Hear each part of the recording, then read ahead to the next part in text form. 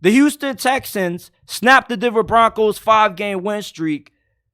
Normally, the story of the Texans season and them being able to win games has been C.J. Stroud having incredible performances. And he played really well in this game, but the defense really is the biggest takeaway from Houston being able to pull off this win. They forced 3 interceptions on Russell Wilson. Derek Stingley had 2 of them, and Jimmy Ward had the game-sealing one. Houston's offensive line got absolutely destroyed by Denver's defensive line. C.J. Stroud was running for his life all game long. But even despite this offensive line getting beat up, C.J. Stroud still played an excellent game. And this is with Tank Dell getting injured. When Tank Dell got injured, I felt like my heart got ripped out of my body. I don't even know why the hell the Texans would have him in on a goal line situation when he's small as hell. The dude is only, 5'8", 5'9", 165 pounds. Why the hell is he out there blocking on the goal line?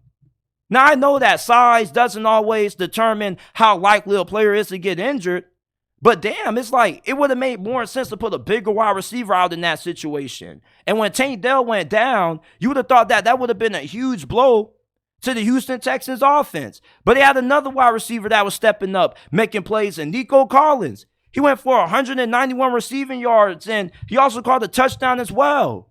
The Houston Texans are the best young team in the NFL. They got a lot of young players on this roster that are able to come in and make plays, and they know their roles. And also, something that you can take away from watching this game is that this team really has embraced C.J. Stroud. There was a moment when one of the Broncos linebackers gave C.J. Stroud a little bit of a shove, and C.J. Stroud got up all in his face, and the rest of the offensive line came in and was like, hey, boy, you better watch yourself putting your hands on quarterback before we teach you something. You know, I like that about Houston. And you look at DeMeco Ryans. You know, I was listening to Colin Cowherd earlier when he was giving his thoughts on this game. He said that DeMeco Ryans, he isn't a yeller, he isn't a screamer, he isn't snapping on players. He's cool, calm, and collected. And one thing about it is that he finds a way to get the most out of these young players. I mean, when Derek Stingley caught that second interception, I mean, DeMeco Ryans was so freaking happy. Every time I see DeMeco Ryans on the sidelines, he always has a happy demeanor. He isn't one of these coaches like Bill Belichick that always looks angry, always looks mad.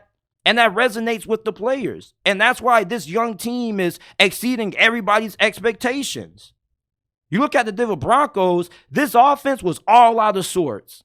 And looking at Denver's final offensive player of this game, it pretty much was a big, factor and determining how this game went, because this offense overall just looked out of sorts. So on the final play, it looked like the receivers and the tight end didn't even know what route to run. Like Russell Wilson just had to improvise and he just had to throw it up.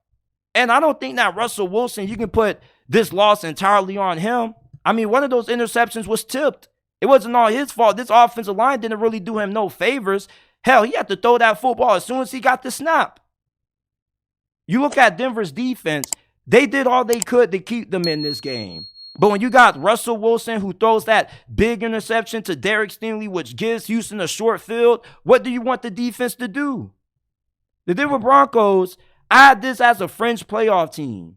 I had them at around 9 to 10 wins. And I was a little bit shocked that they lost this game to Houston. Even though I picked Houston to win, I kind of almost changed my decision because I was like, Denver's hot. They got a veteran head coach. You got a veteran quarterback, and you got a young quarterback with a pretty young team. And with young teams, they end up being pretty inconsistent.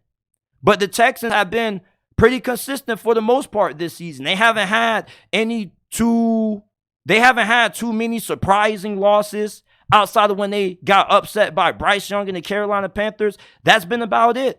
This has been a consistent football team, and normally with young teams, they end up being really inconsistent. They end up being really up and down, hot and cold. You haven't seen that out of Houston this year. Now, they are on the outside looking in of the playoff race right now, but I still believe that they're going to get in when you look at how easy their schedule is to close out. Like, their next game, you got to play up against, the Tennessee Titans? The Titans, they're going to be a formidable team. They're not a team that you can just draw up a W for. They are a team that's going to fight. that game probably is going to be a little bit close. You got to play the New York Jets. They don't have an offense. They got a great defense, but with them not having a great offense, you should be able to win that game. You got to go up against the Cleveland Browns. Then you play the Titans again. Then you got to play the Colts. That Colts game at the end of the season, that could probably be the game that determines if Houston makes it into the playoffs or not, because the Colts right now, they're in control of that 7 seed. So maybe that showdown between Indy and Houston determines who gets that final playoff spot in the AFC. But the Texans take down the Denver Broncos 22-17.